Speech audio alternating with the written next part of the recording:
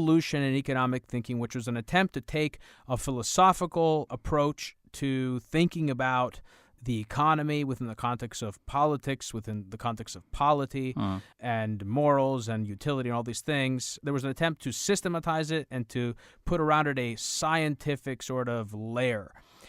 And then we had the Great Depression, and we had this sort of Keynesian revolution, which was, it's my shorthand to describe really the ideas of Keynes in terms of how influential they were. So why don't you give us a little bit of and if I miss something important that you want to mention, please do, but why don't you give us sort of an understanding of who Keynes is, because there's so much ideology around Keynes and other schools in economics, and I want to kind of cut through that, and I just want to get into the facts of who he was, why he was so significant, and what his ideas meant for our understanding of economics. Yeah, well, he was, in many ways, he was attempting to bring some realism to economic theory, and what actually happened was his name was used in vain, so to speak.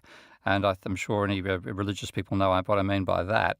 People calling themselves followers actually subverted his views and put totally different ideas forward. So what Keynes was talking about, if people actually want to see Keynes in a nice simple summary, they can just search on the web for the General Theory of Employment, not the book, but a little paper that's about 15 pages long that he wrote as a summary in 1937 after the book came out.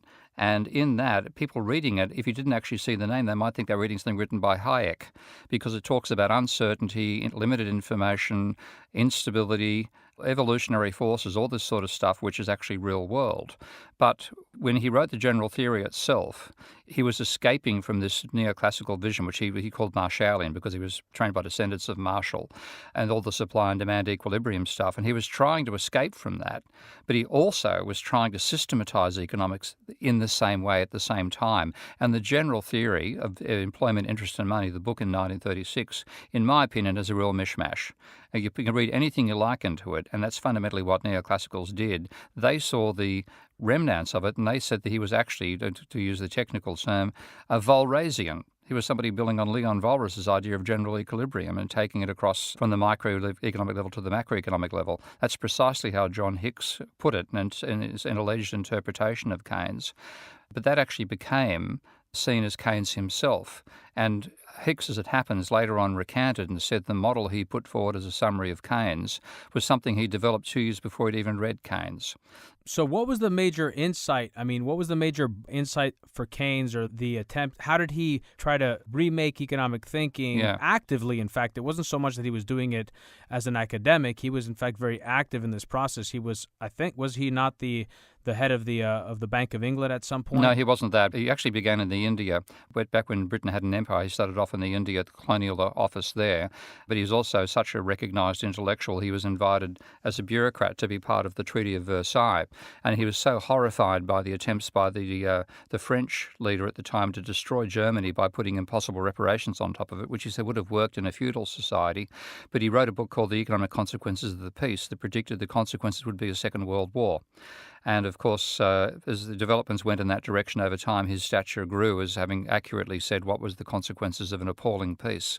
So he was very much tied up in policy all the way through. Instrumental in Bretton Woods, of course. Yeah, and he was undermined by the Americans there, unfortunately. Otherwise, we would have the Bancor as international currency rather than the United States dollar, which is what the Americans wanted and Keynes did not want. But he was very much talking about how we have to make decisions about the future that depend upon things that happen in the future, but we can't know the future, where it's uncertain, not subject to risk or chance or anything like that, but simply unknowable. And he said, in that sense, therefore, we make decisions based on extrapolating current conditions forward. Even though we know that's not going to work, it's the only thing we've got to go on. And what you get for is waves of exuberance and depression coming out of that, affecting the level of investment, and the level of investment then affects the rate of economic growth. So he was saying it's cyclical, there's going to be a tendency towards periods of depression, and in that situation, the private sector basically amplifies the problem. And he really argued you have to have the government sector creating extra effective demand when the private sector goes into a slump. Whereas the neoclassical vision was that it's all like a whole lot of interlocking seesaws, and if one is up, the other down, the average level doesn't change. He was saying, no, there's aggregate demand, effective demand, which can be less than enough demand to employ everybody who wants to work in a job and all the resources we have available, and you have to manage that effective demand And in that sense, the government acts like an air conditioning system in an English studio, where if it's cold outside, it's warm inside, because the government does the opposite thing to the private sector. So that's the type of general vision he had. And so you're mentioning two important things that I do want to continue on in this discussion with. One is the business cycle, which we're going to touch on numerous times in our discussion. And the other one is this demand side notion of economics. This is obviously counter to the supply side version that became popular in the late 70s, early 80s under Reagan. And one of the questions I have for you with respect to Keynes that I want to try to tie into this notion of balance sheet recessions and debt deflation, which is something that I've always been confused about. Did Keynes see the need for government spending in order to boost aggregate demand as something that was a requirement in order to address the balance sheet recession? In other words, the excessive levels of debt, private sector debt that had accumulated on private balance sheets that had caused the economy to spiral into deflation.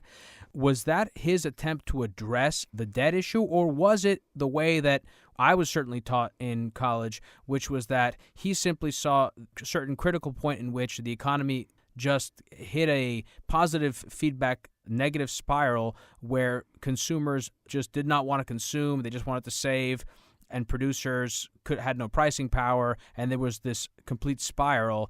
And it was talked about absent the debt, absent the conversation of debt deflation. How did Keynes see all of that? I think university education wasn't too far off the mark there because, not everything Keynes has written, but certainly the general theory in those 37 papers and a lot else.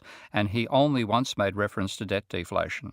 He did say it was a factor. He was arguing that people argue that you should cut wages. And he said, well, if you cut wages in the presence of large amounts of debt for the corporate sector, then the beneficial impact on their psychology of a reduced cost of wages could be offset by the increased burden of debt. So he did make a reference to it, but by no means was that the focus of his thinking. On that front, I don't regard Keynes as the sole important intellect of the 1930s. The other one, who was far more important in terms of debt deflation, was the man who coined the term. That's Irving Fisher. So if you want, we can talk about Fisher, or we can go straight to Minsky and sort of maybe perhaps.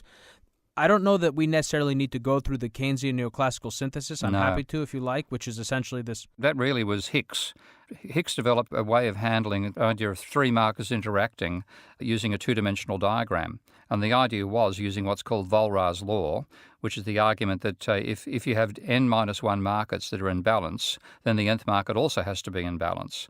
And what Hicks did is say, well, if you have two markets if one market's in equilibrium, then three markets in equilibrium, you can ignore the third market and just draw a diagram that has two markets inside there. And that was that's what became his ISLM diagram. And that's what people saw as the essence of Keynes. And there were ways in which you could twist this model, as Paul Krugman does, to make it look like it's Keynes's ideas by changing the shape of the various curves.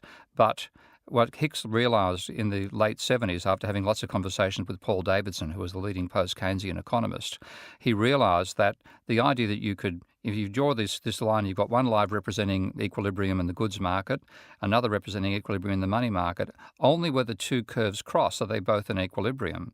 And therefore, in that point, if there's a third market, you can ignore the third market. But he then realised, well, if you're not at the point where those two curves cross, then the other market's not in equilibrium. Therefore, your third one has to also be out of equilibrium, and you're in a totally unstable, non-equilibrium world. And Hicks said on that basis, I reject ISLM as anything other than a toy model, which should be thrown out as soon as we come up with something better. So that was the so-called neoclassical synthesis, was that being taken by Samuelson and portrayed as Keynes. And that's what Joan Robinson called bastard Keynesian, and that's out of which we then got the monetarist revolt and then the so-called dynamic stochastic general equilibrium model after what they call the real business cycle. That's all happened in the neoclassical school. Right.